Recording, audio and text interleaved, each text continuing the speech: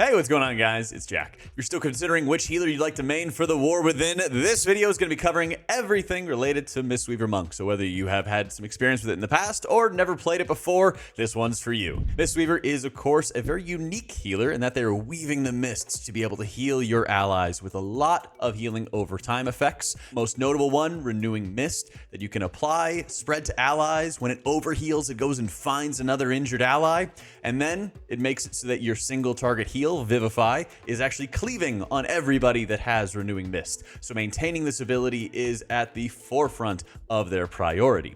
You are a melee healer, and your damage abilities in the talent Rising Mist extend the duration of your healing over time effects, allowing for higher uptime, better cleave healing, more consistent healing onto your allies in the process. You have your single target damage, which can produce healing in Ancient Teachings of the Monastery, and when you're pairing it with the Jadefire Stomp, it causes those single target damage abilities to cleave onto a variety of enemies, producing some good damage and helping you deal with like low to moderate healing. And if you have a lot of enemies in a trash pack, you can then spin to win with Spinning Crane Kick and the Awakened Jadefire talent to produce moderate to even high amounts of healing when there's a lot of enemies that you're fighting all at once.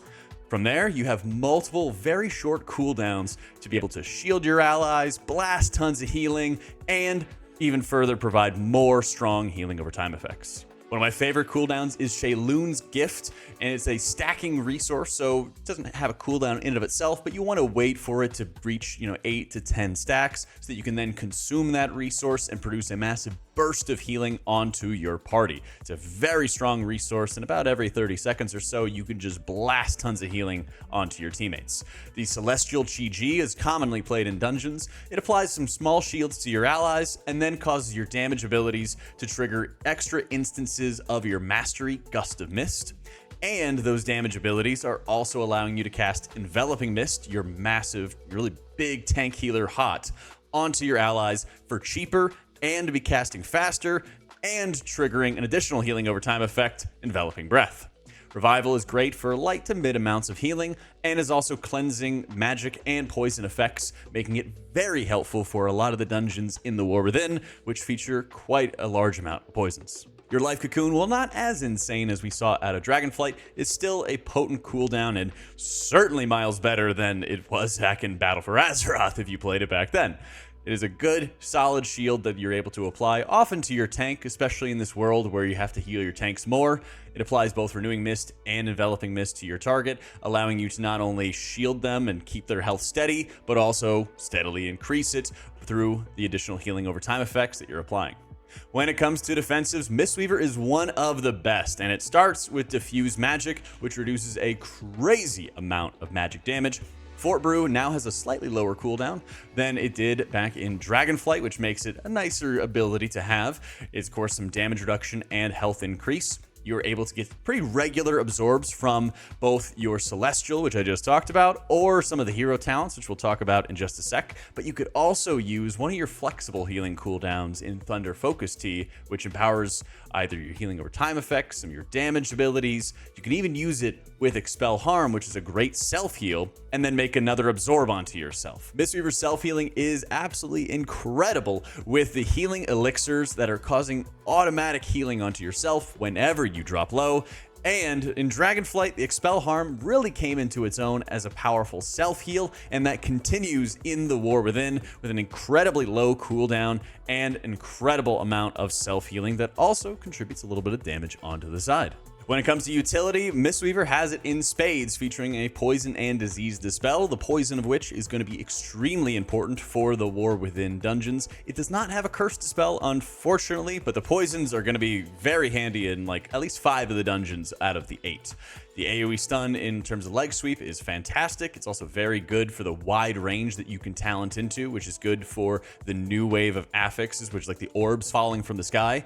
Ring of Peace bounces enemies out of the field that it creates and stops them from entering it for the duration, which is an amazing cooldown, both for pushing mobs into the trash pole so you can do more damage to them, and also having a peel for your tank so that you can take some pressure off of them, reduce some of the damage that they're taking in case they get into some danger.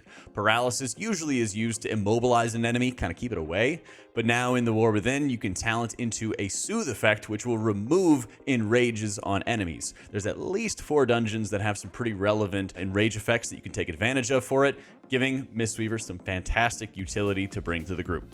Mistweaver also has the most insane movement in the game with roll. They have a new air dash ability, which allows them to sort of like double jump and dash forward. They even made adjustments to transcendence. You can transcend to an ally's targeted location instead of actually having to mark a location well in advance. It is fantastic. And of course, you bring Mystic Touch, which increases all the damage enemies take from physical damage sources, which is fantastic synergy when a lot of physical damage melee specs are in the meta. Some of the big changes they're making for Mistweaver in the War Within are really just streamlining. They're keeping what has really made Mistweaver such a unique and interesting healer in being in melee, producing huge bursts of healing, and they've streamlined it by removing abilities like Essence Font or rolling certain abilities, I believe it's Chi Burst and Zen Pulse, into passive abilities. And so you still have this melee focus, whether you're in raids or in Mythic Plus, but you are keeping your fist weaving focus of doing damage to heal when you're in a dungeon environment. And it looks like, at least there's been a lot of balance changes so far, but it looks like we're headed towards sort of a hybrid melee / caster playstyle in the incoming Narrowbar Palace raid.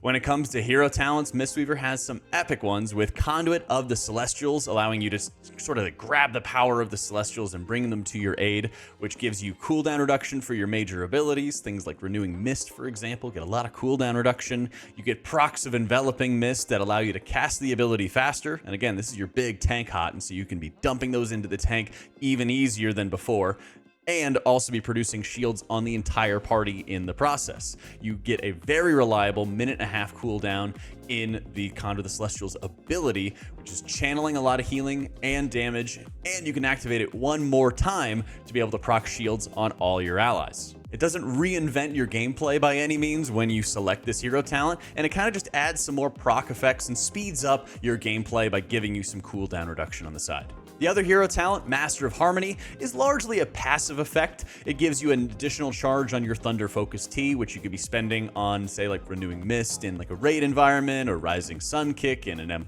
environment. But it kind of just, while you activate that ability, you build up vitality, and then while using it, you kind of spend the vitality to heal your allies. It's not as visually stunning or as noticeable as Conduit.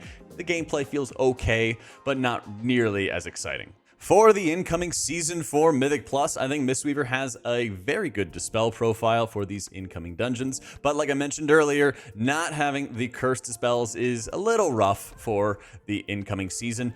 Thankfully, the spec does a tremendous job of kind of like muscle healing through any mistakes, any issues that your group might have, or just effects that you're not able to dispel yourself. Your spot healing, your priority target healing is absolutely fantastic, which, as I mentioned, is going to be fantastic for any curse debuffs that might go out onto your group. It's also going to be excellent for the tanks, as they are going to be taking a bit more damage than we were used to in Dragonflight. And so when you need to absolutely blast large amounts of healing, you can do so immediately, and you can very quickly react to unexpected damage events. And with all of the low cooldowns that you have in your kit, you can very easily react and respond to events that you previously were not planning or even expecting.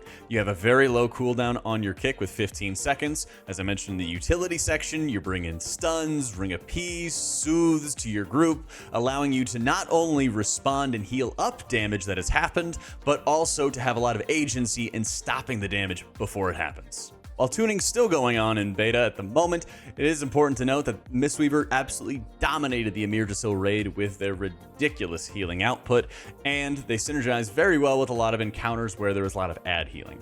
In the incoming raid, there's not really any ad healing that we've seen, but one of the more notable things that I've seen from all of the raid fights that I've tested thus far is that mobility is insanely important. And so when it comes to raiding in the Anabar Palace, you are going to be able to have such an easier time compared to some of your other healer peers by just having such good mobility to get around, not get caught out into any sort of bad positions. The excellent defenses that you bring to the table are only going to make it easier to survive, especially as you're learning new encounters. And some of that crazy mobility can definitely be put to use on some of the more challenging mechanics that these fights are going to throw at you. The first thing that comes to mind is using the webs in the Silken Court to be able to stop one of the charges and to web the boss and increase the damage that it takes. I'm really excited to see where Mistweaver is going to be going, and it has been one of my favorite healers for quite a long time, probably since something like BFA. The interactivity of your kit and the way that you're able to just burst large amounts of output is not to be understated, and I'm really looking forward to playing it when the War Within goes live. If you have any questions or if you have any other expert tips that I might have left out, be sure to leave them down in the comments below. And huge thank you to all our patrons who are supporting this content as we are working to have the most in-depth healer content on YouTube. Thanks so much for watching, guys. Hope you all enjoyed it, and I'll catch you all next time.